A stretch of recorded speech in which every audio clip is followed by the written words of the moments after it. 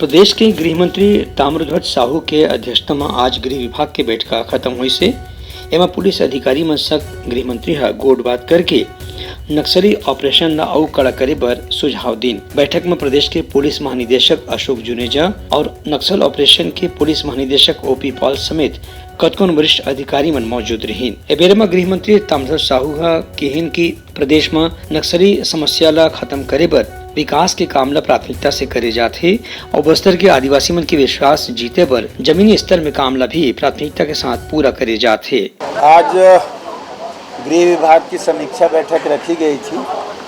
मूल उद्देश्य था बजट हमारा सत्र भी मार्च में ख़त्म हुआ।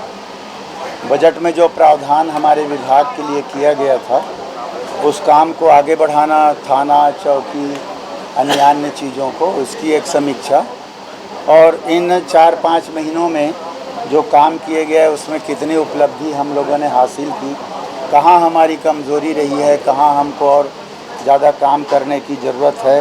तो इस प्रकार से सारे विभागों के विषय में हम लोगों ने सब चर्चाएं की। जो घटना हुई उसको, और जैसा कि आपने कहा चुनाव सामने है जनप्रतिनिधि, तो उसको स्पष्ट निर्देश चुनाव से भी पहले ही उनको दिया जा चुका है निर्देश कि जो भी जनप्रतिनिधि कहीं पर जाते हैं तो पहले थाने में सूचना दें और उसके बाद जब रोड ओपनिंग कर लिया जाए, उनकी सुरक्षा व्यवस्था कर ली जाए, पूरी सुरक्षा व्यवस्था मुहैया कराई जाती है। पात्रता जो उनका है वो तो हमेशा 24 घंटे जो श्रेणी है वो उनके साथ रहते हैं और जब दौरे में जाते हैं तो अलग से फोर्स हम उन लोगों को सुलभ कराते हैं।